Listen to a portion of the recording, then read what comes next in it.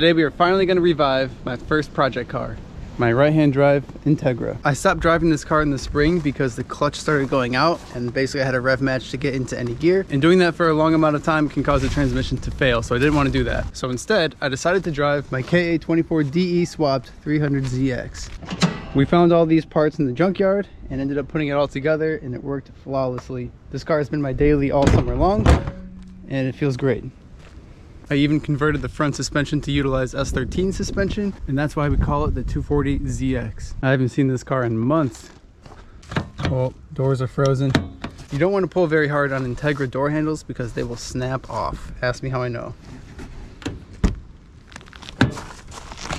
There we go. Just got random stuff in here. Oh look, the AC from the Z. So I think what I'm gonna do is hook the battery up to this and let it idle for a while. That way the engine bay will be nice and warm while we're working in there pulling off the transmission, because I don't think we're gonna be pulling this into the garage, unfortunately. We'll at least move it onto concrete, because doing this in the grass, not a good time.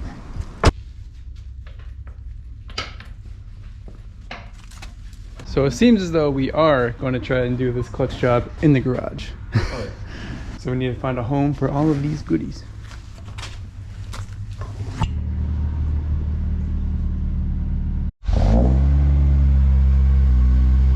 Still have one battery, so we gotta steal it out of the Z.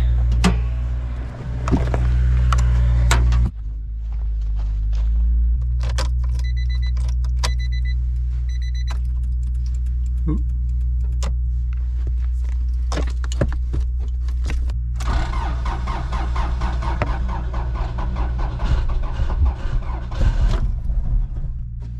Oof, she is not happy.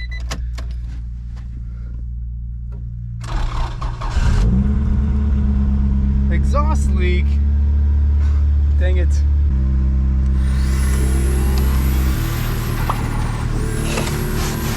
First test drive in a while. Let's see if it'll go in gear still.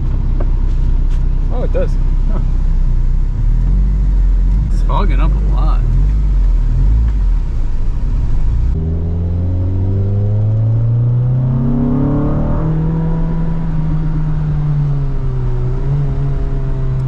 Clutch doesn't work.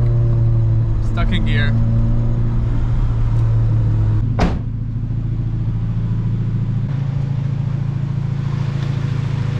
Smoky. There's some oil on there.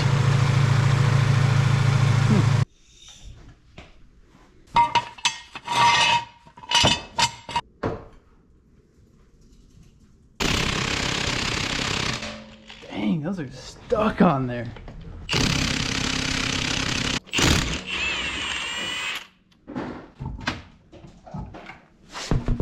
One of my least favorite tasks to do while replacing a transmission or clutch on a front wheel drive Honda is you have to dismantle the front suspension to get the transmission out because the axles won't allow enough clearance. So we got to take out maybe the axle stub, upper control arm, and tie rod end. You can do the lower ball joint, but I don't like to mess with that. There's a less chance of it stripping out on you. This is a winter car, so everything is going to be crusty. Ooh.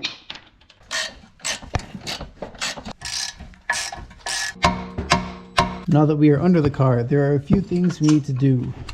3 14mm bolts to take off the axle half shaft, we'll take off the shift linkage, and then also that pin that's going to be hard to get. We'll try and use our previous method by hammering in one of these Allens, and then we'll take off this engine to transmission mount here, and then the dust shield. That should really be everything. We got the pin out. You can slide the linkage out. That's the hardest job.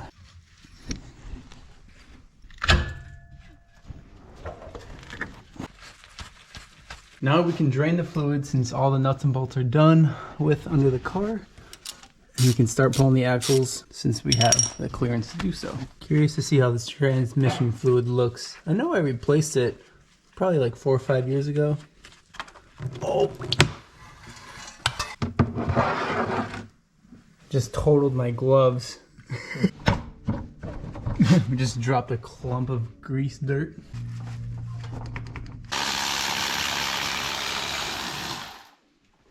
Nate's basically done everything on top to prepare this transmission to be pulled.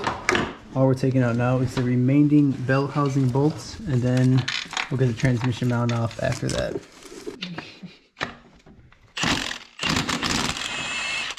We got the jack on that? Yeah. Okay. Yeah, otherwise, timber!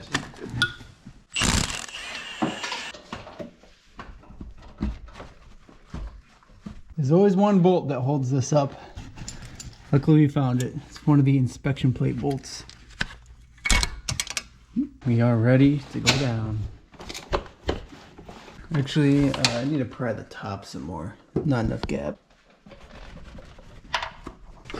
Oops. Oh, there we go, there we go. Here, I got my hand on the top. You can go down a little bit. Grab the Success. The tail. That's where my hand Yeah. Oh, tipping, I see. is. I'm gonna pull it out. Pull out.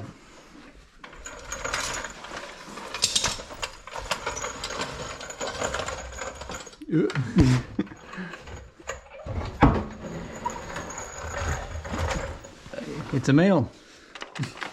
Throw bearing. Toast. So this is the second, or I guess technically the third time I've ever pulled the transmission off of this engine, which is kind of crazy to think. I've owned this car for almost 10 years now. This is the original clutch when I bought this car. How many people do you think have learned stick on this car? Quite a few. More than 10, I'll tell you that much. Oh yeah. I was one of them. Oh yeah, that's right. I forgot about Actually. that. Damn, throwback. So we're gonna see how crusty this clutch is. Just by looking at it, it's an absolute turd.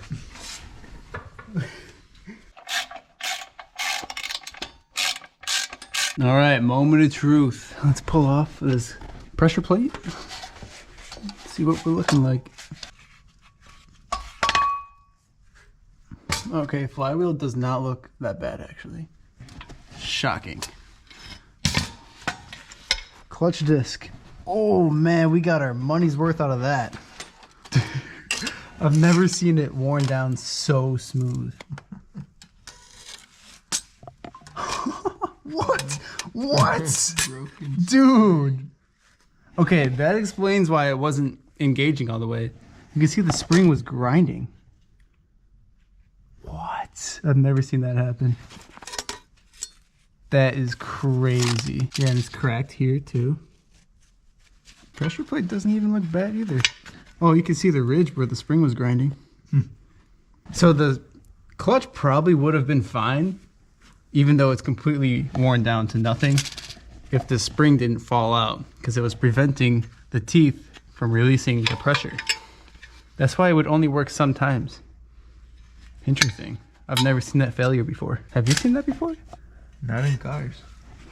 Oh, you've seen a truck with the spring come up? Yeah, it's honestly common for trucks. Oh, what? I didn't know that. Customer complaint is sometimes it won't go in gear. Sometimes, yeah. Well, that'll do it. Intermittently will not go in gear. Damn, that's a cool find. I love seeing different points of failure. Yeah, that's crazy. A Honda. Yeah, a Honda to do that.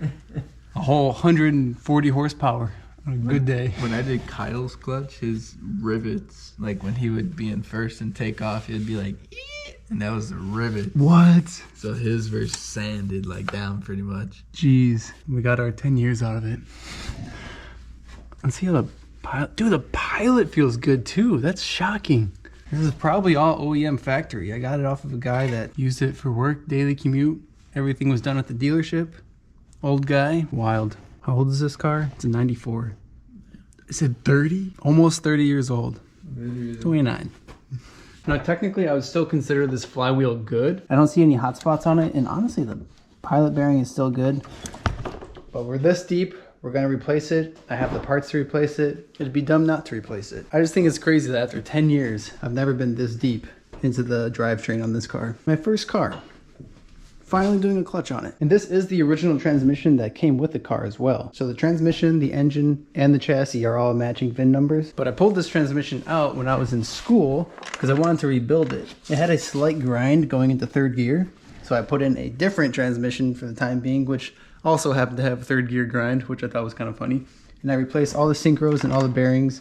So that was a really good learning experience, and this transmission is butter.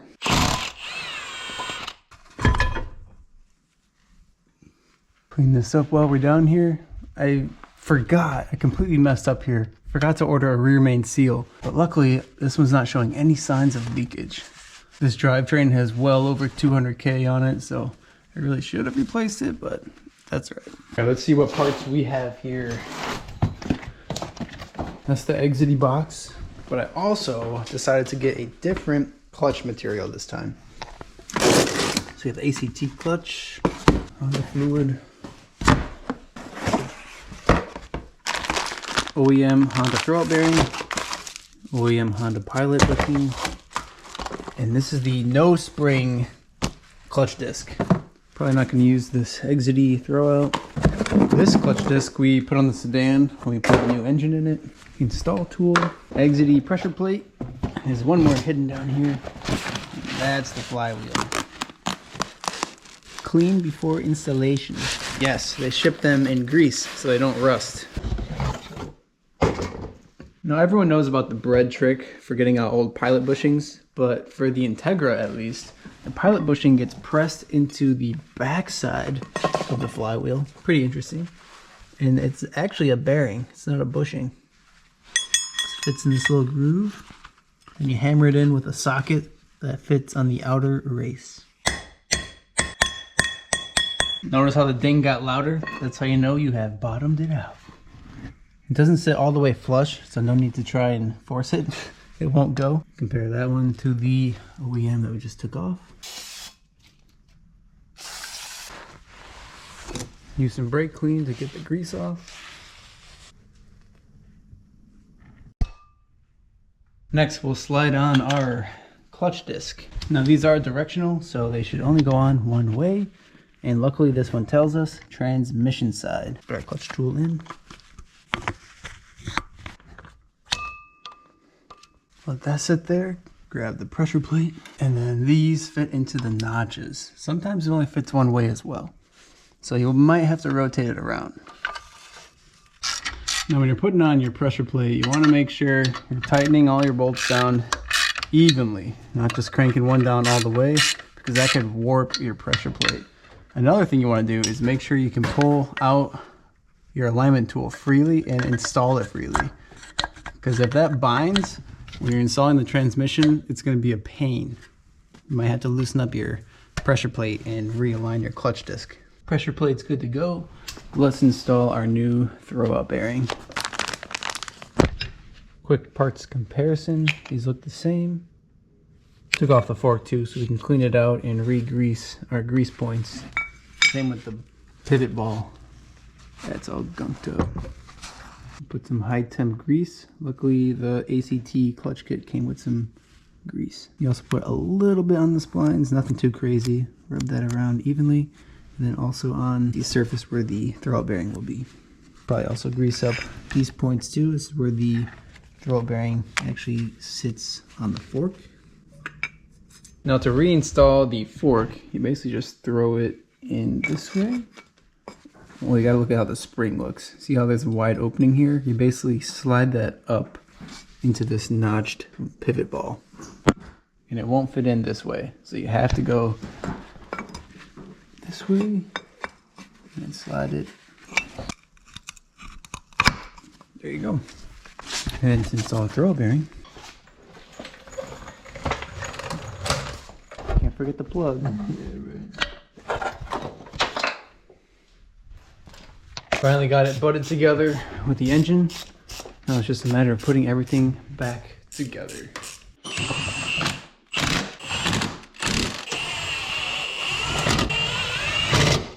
Jack up the knuckle assembly, line it back up to the shock, and then we'll install all the suspension components and the axles first. With how many winters this car has been through, the suspension hardware is surprisingly very clean. Now this could be because when I take off nuts and bolts, I like to apply grease so that there's no corrosion happening within them. It's very common for Hondas to have rusted bolts, especially when they're going into a bushing. And a lot of times if you don't apply grease, that bolt could become one with the bushing. And then you have to replace a control arm with the bolt.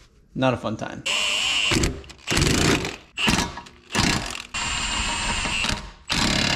After using the impact to get on this axle nut, I noticed these screws were shaking in the rotor. And if you know what these screws are, you know they're a pain to get off. And surprisingly, they were just shaking around, so I'm just gonna take them off now while they're loose. Usually what happens is these will strip out, and then you can't take the rotor out without drilling them out. Basically, every single piece has been connected. All the nuts and bolts are tight. Now we are gonna fill up the transmission fluid. We got our funnel all connected here. Luckily, Nate has a nice funnel for this exact purpose. We only had about 1.25 quarts of manual transmission fluid, so we're hoping it's enough. We're at the bottom of the second bottle though, so not looking too promising. Is it dripping out down there yet? Nope. Give me all the drips. Well, we ran out of fluid, so I'm gonna stick my finger in and see how much fluid is in there. I'm gonna have to do it from the top. Oh yeah, definitely not enough. Dry at the tip. Oh, actually it looks like I just barely touched it. Not enough. Enough for a test drive? Yes. Enough to daily drive? No. We're gonna have to go get another quart. Just gotta put the wheel on. Before we put this thing on the ground, we're gonna test it, make sure that it goes into the gears properly, make sure the clutch works. Okay, that feels good so far.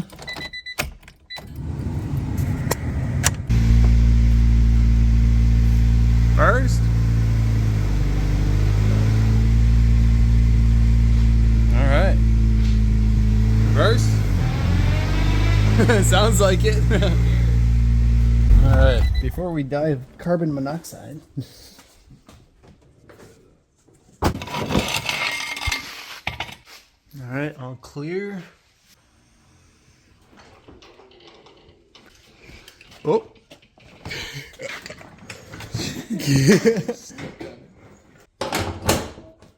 Well, thanks for helping, Nate. Hell yeah.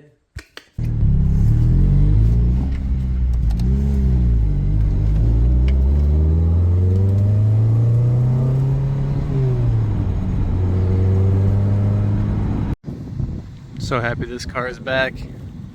Thankfully the clutch repair job is completed, although we need to go pick up some transmission fluid. And since the clutch is a maintenance item, I went ahead and logged it, date, mileage, and what you did.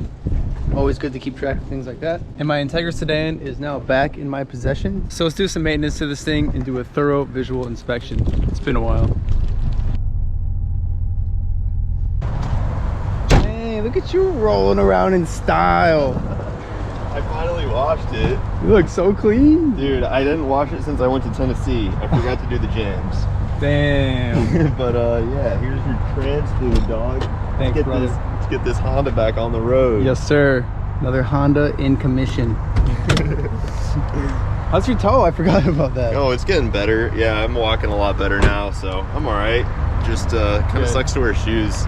It got crushed by a lift at work, so a hydraulic lift went down on my toe and like broke the bone or fractured it. Let's not say broke, but it's all right. It's getting better.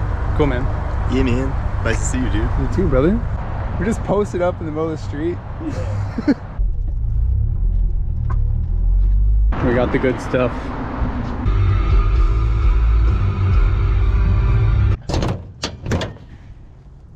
I don't know if you guys remember this or not, but the last time we did an oil change on the Integra sedan was actually when we dropped in this new engine and transmission. When the B20 that was in it blew a hole in the block, we put in this B18B1, OBD1. I think that's the rod folded in half. All right, we should be good.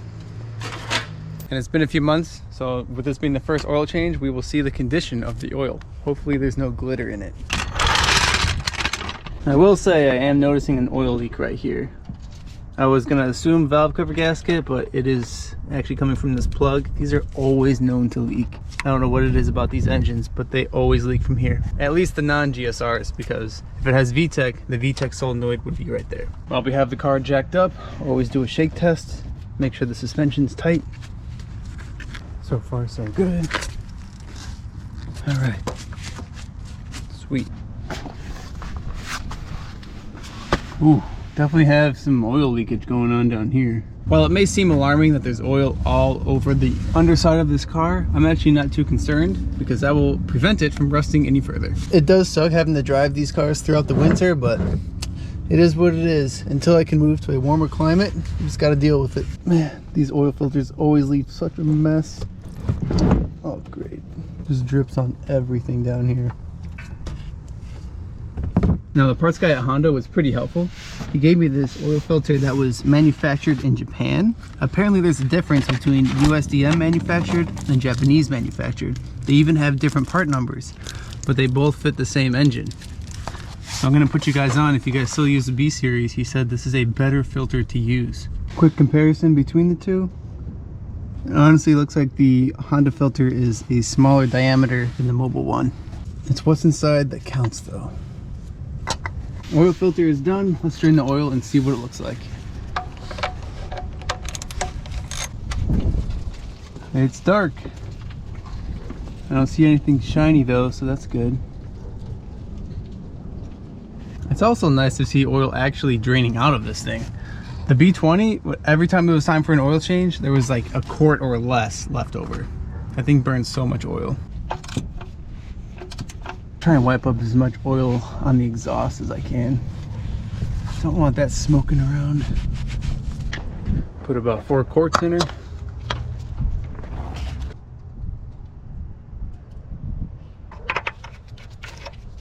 Something else I'm beginning to notice is this lip is sagging. You can see the witness mark of where it used to be.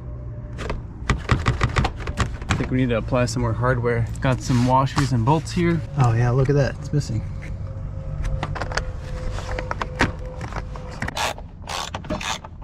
Now that we've adjusted and fixed the bumper fitment on the bottom of the car, now there's a gap in between the headlight. Looks like this brace needs to be raised. So in order to do that, we need to take off the bumper. And actually it's pretty cool. There's an adjustment on the brace that you can change how high or low. I've cut the zip ties on both corners. Now I can hopefully pull this off. Here is our adjustment. You can see the notches in this brace. And then we'll slide it up a little bit now that the bolts are loose.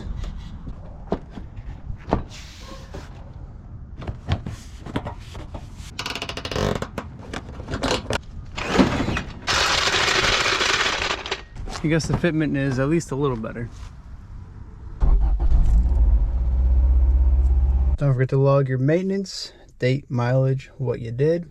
In this case, I put the part number for that JDM oil filter so I can order more. And we'll just verify that our oil is full. Full and clean, baby. Oh, I'm excited. Guess who's here? Mr. Nick. Yo, what? Crystal clean, baby. How? Oh my God. Dude, it's a perfect mirror. What? Yeah, just ready for a clear coat, man. That's insane. Holy crap, you weren't joking. No, not at all. Let's say he took it down from 360 all the way up to 2000 and hit her high speed. Do you have a drill you do this with? Oh, this is like an actual polisher. That's so like cool, man. Felt pad, and you just beat at it real good, That's man. Incredible. Nice and smooth. Dude, thank you so much. You killed it. If they want to see how that all pitted before. They were so pitted. No. Woo! You're going to be glistening, balling down the road now, man. Dude, did you finish that, the bench? No, not yet. Oh, it took so many pieces to glue down, and I'm about to go get the epoxy now. I found a perfect epoxy. It's like already mixes up great, and I'm gonna fill in all the cracks and everything. Okay, bet. We'll be able to skate it soon, man. Cool, cool, cool. Next week when it picks up with the weather, man. Definitely. Oh, it's too cold. Yeah, it's really cool. Appreciate you, dude.